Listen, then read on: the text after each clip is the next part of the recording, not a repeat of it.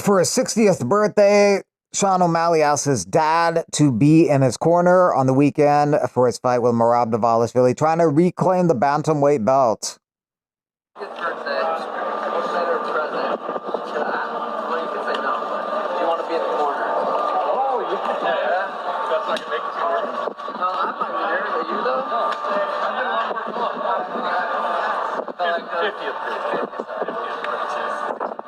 Tom Aspinall says he'd like to fight 2 times before the end of the year. He'd be lucky if he gets 1 fight. He's living his best. Let's move on. So I'm ready to fight. I want to get 2 fights in before the end of the year. So that's what we're doing. Okay. So we finally have some movement. John's had a great career. We respect him. We know what he's done. John told us 50 million times he's the greatest of all time. All right. Have a good life. He's living his best life out there. And we move on. Sean O'Malley recreates the atmosphere of a fight in his gym by having a walkout entrance music, having his coach put the Vaseline on his eyes before he steps into the cage. And he also has crowd noises going on during the sparring session to recreate the atmosphere of a fight. Fighters who fight at the UFC Apex could do this by putting their octagon in a library. Sean O'Malley says that him coloring his hair was a key to his branding success, and also the inspiration originally was from Tekashi 6ix9ine. Actually, 6ix9ine was the hair inspiration of the rainbow hair. Like, because if he was just a character. He was such a character. He was captivating. I was like, just like his hair was like, I don't know what it was, but I'm like, if I do my hair, people are gonna freak out. Like the first time I did my hair was the Eddie Wineland fight, and I go out there and like the hair plus that knockout, that kind of a knockout plus hair was just like a recipe for success. And like the UFC loved the hair. Like everyone at the whole UFC was like, "Oh my God!" Everyone's talking about your head, just my hair. I came in and like I had to do so many extra photos and so much extra media just because I did my hair.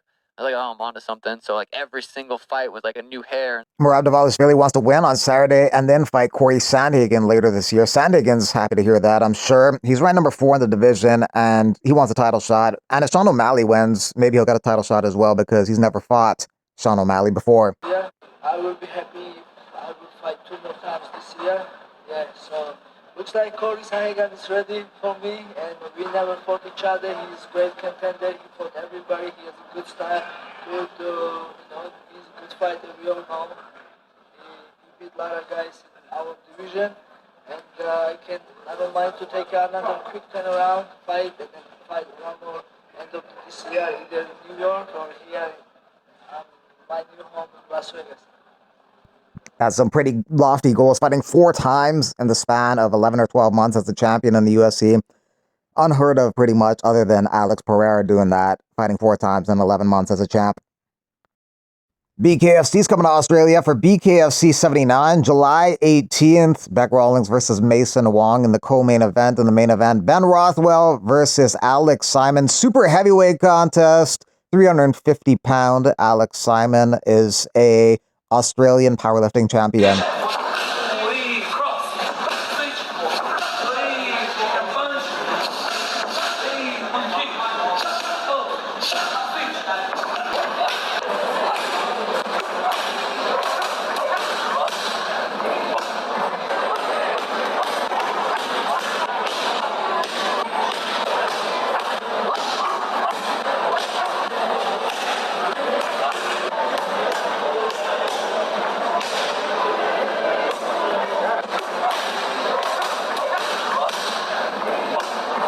UFC National main event, July 19th. This is going to be Derrick Lewis's 30th UFC fight. It's Talshan Teixeira's 2nd UFC fight. Lewis expects a first-round KO. Yeah, you know, the whole UFC is scripted. What does that mean?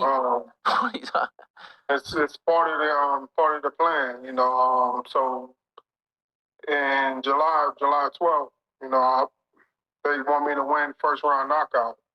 So that's what's gonna happen. Part of the script. Yeah, it's part of the script. You just turned 40 in February, right? Yeah, that's what they said. Happy birthday! Congrats. Did you think that you'd still be fighting come 40? No, I didn't.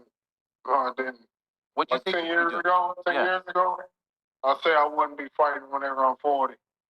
But whenever they hit me with that contract, I said, shit, I can fight when I'm 50 now. Shit, go ahead, let's go. That was a couple of years ago. You were at the end of your deal, and some people thought that maybe you'd go and fight Francis in the PFL. Mm-hmm. Did that ever? Then you just signed a couple of days later, so it didn't seem like you ever really entertained that.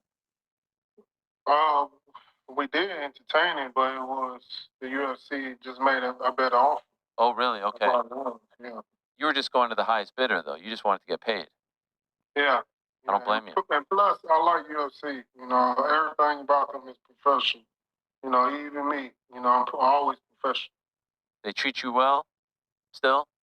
Yeah, they treat me pretty good. Let's do it.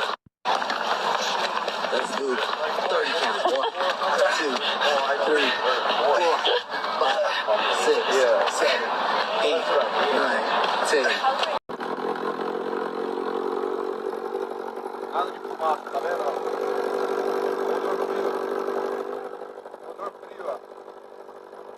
Zero fumaça. 7 galas.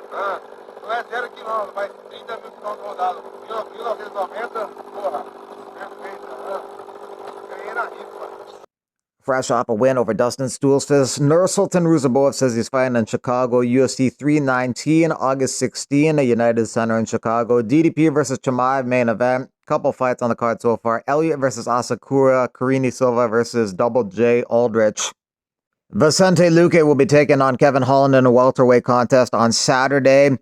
Kevin Holland's coming off a win over Gunnar Nelson. He's looked good at 170. Luque is coming off a win over Temba Greenbull, choking him out quickly in that fight. Luque was the underdog. He had a bit of a chip on his shoulder because he was the underdog in that fight. That added fire in me, you know, much more than pressure. It was something that motivated me, that kind of lit a fire for me to, hey, everybody forgot about what I can do. So let me go out there, remind everybody, and also enjoy it while doing it, because this is what I love. And now I'm back to, you know, fighting the way I love and enjoying the whole process, enjoying training camp as well. So yeah, I think Holland is, you know, a great opponent. I loved it when he was offered to me. I said, yeah, let's get that fight, because he's a guy that is exciting to watch.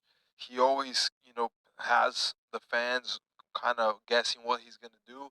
Plus, he goes and fights, and that's what I like. I like a guy that is, you know, I don't have to figure out so much. I know that he's gonna go there and fight. Maybe he's gonna, you know, strike. Maybe he's gonna try something, some grappling or something. I don't know exactly what he's gonna do, but he's gonna fight, and that's what matters. That's what I want to do. I want to go out there and have a high-paced, action-packed fight, and just do what I do best. See, you know, a tough fight in the sense that both of us are gonna bring the action, but I definitely see myself finishing him.